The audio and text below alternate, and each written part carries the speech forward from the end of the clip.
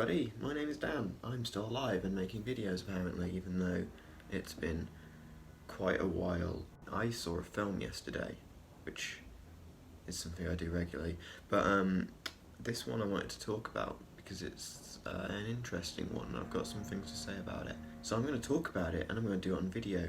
Obviously it's going to be a great quality video because I'm doing it on my phone because my camera is not around at the minute. There'll be a bit of a dip in quality. And speaking of dips in quality, Terminator Dark Fate. I realise that's a bit of a blunt introduction, but well, that's just very apt for Terminator Dark Fate. So, what is this, the 6th Terminator film now?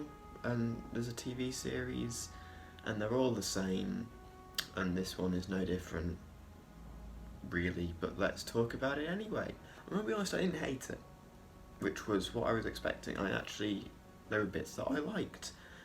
So for the purpose of this, I'm going to go into 3 categories, and also I'll add a little spoilery bit at the end, but until that point, there'll be no spoilers, hopefully. But if you don't want to know anything about it, just go and see it, and don't watch the review, or go and see it and then watch the review. That'd be preferable. Anyway, we'll get started, shall we? Right, so the good. I thought the cast were great. That's kind of the main bit for me. It felt like more of an ensemble piece, seeing all these characters together. We had quite a few to deal with, and I thought they all kind of had their moments and had a little time to shine, which was great. I enjoyed definitely seeing Linda Hamilton and Arnie back together, even if the latter was just kind of shoehorned in for some references. It's kind of just the usual T-800 shtick. If you've seen the previous 5, you kind of know where this is going. We have to fit the classic lines in somewhere, you know. I did enjoy Sarah Connor. I thought that was a cool, evolution of the character she portrayed in Terminator 2. The newcomers as well, Mackenzie Davis and Natalia Reyes as Grace and Danny. I really liked Grace. I thought she was a great little character. She kind of did a good job of balancing an imposing super soldier from the future with kind of having a very human and vulnerable side, which was nice. I kind of expected her to just be a pretty straightforward, basically robotic kind of action character, but no, that she did quite a bit actually. She did a good job given the material, so I was quite happy about that. Danny was fine. She didn't. Even though she was kind of the main protagonist, really, the one we're supposed to kind of root for, she didn't really get much time to do anything herself. She was kind of just there to be rescued, until halfway through the script where they were okay, now you're really good at fighting. She did enough for me to accept her as the new John and the new person that has to be saved. I thought her kind of motivation, we'll say, at the start was nicely done. But yeah, I thought all the characters kind of played well off of each other. Like I said, it felt like a little ensemble piece for me. The other little bit I liked a lot, actually, weirdly enough, is the music. I really liked the music. They did a really good job of combining the classic Terminator themes with Spanish guitar. I thought that was really nice, and yeah, I was listening to it on the way home. I was yeah, that's pretty good. 2 thumbs up. Really enthusiastic. Okay, section 2. When I say the cast was good, it's amazing that they were, because the material that they were given was not. So, after a kind of controversial opening that I'll come on to later, I was quite comfortable with them to take it in a new direction. But it wasn't, really, so they kind of established this whole thing where Skynet never happened because of the events of Terminator 2, but instead a different defense AI was created, kind of gained its own artificial intelligence, and then created killer robots that look like skeletons and it sends back in time.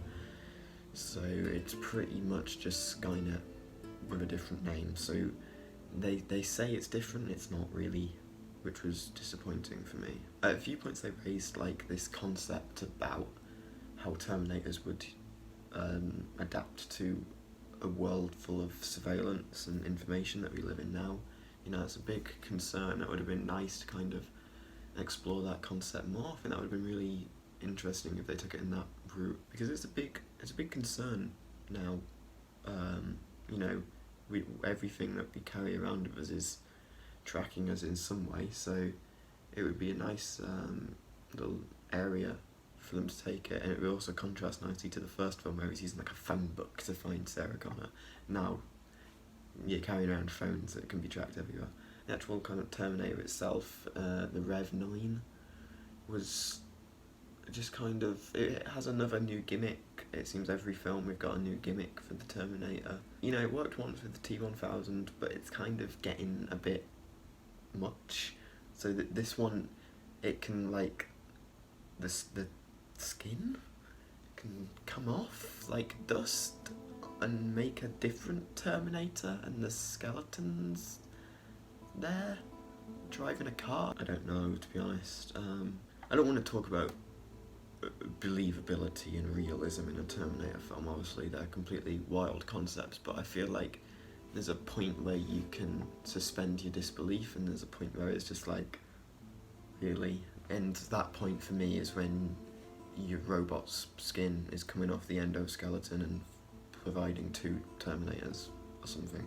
My main issue really is just the action scenes as well. There's very few moments where the film allows itself to breathe, and when it does, it's very much filled with exposition heavy dialogue. You know, that's just set between a lot of action set pieces that are all very intense, and you know, it's non-stop action, but that doesn't necessarily denote a good thing. And I think action moves us nicely onto section 3. Yeah, the CGI was distractingly bad. For a series that's got like a really incredible legacy of fantastic VFX work, you know, be it the practical effects of the first movie or the CGI of the second movie, you know, it's disappointing to see this. A lot of it appears very fake, and it's very like smoothed over. The whole table just shook. When your whole movie is action set pieces, to do them poorly animated, because animated is the right word really, it takes you out of it. Again, I don't want to keep harping on about believability, because obviously it's stupid, but when you're seeing like people flip through the air on a plane that's crashing in 0G, it's like, when does it become too silly? There's a point, I think. So yeah, they're kind of my main points. I think really the characters were very good for given the material, but they were just kind of placed in a world and with a script that didn't really facilitate what they could do. There's a lot of this film is just missed potential for me. I'll come back to it in like a conclusion where I talk about that, but I just want to quickly go on to a spoilery bit. So, spoilers. So the film opens with a scene that I'm surprised I've not heard talked about more, but I guess that's just because it's still in theatres and people don't want to spoil it yet. Little Ed Furlong, John Connor, just gets shot. Bruh. I knew that was happening because I saw like a leaked plot description on Reddit months ago, so I kind of already knew that, so I was prepared for it. When I first heard about it, I didn't really like that, but having seen the film, I thought it was interesting. I thought the CGI work there was actually really good, to be honest. That was the peak. The de-aging of Linda Hamilton and what I presume is just a full recreation of Ed Furlong, and his voice was great. They got that pretty spot on. Are you calling moi a dipshit? That was an example of a not spot on version. Yeah, seeing it in motion, I was like, okay, I'm along with this, you can take me for this ride, but I thought that would free it to go in a different direction. But like I said earlier, they just kind of like, oh no, we just built a different defense AI that is doing the same thing. Yeah, like I said, I think it could have gone a lot better had they taken it in a new direction. But I don't know, there's only so much you can do, really. Talking about that plane scene as well while we're on spoilers, that was just a bit too far-fetched for me. A friend of mine told me that was like his whoa moment in the film, like his favourite, I guess. But it was just a bit too much. Like, So you gotta, they take off in a galaxy, then an air-to-air refueler crashes into them, then they get in a Humvee, the Humvee falls out because the plane explodes, and then it lands on the Hoover Dam, and then it falls off the Hoover Dam, but it's held on by a parachute, and then they cut the parachute, and then it goes underwater, and then it's just like... I think you just need a moment to stop and talk and explore how these characters were feeling about this. You know, Dani, her brother and her father just died, and she's been told she's going to be vital in the future of humanity where everybody else just gets wiped out.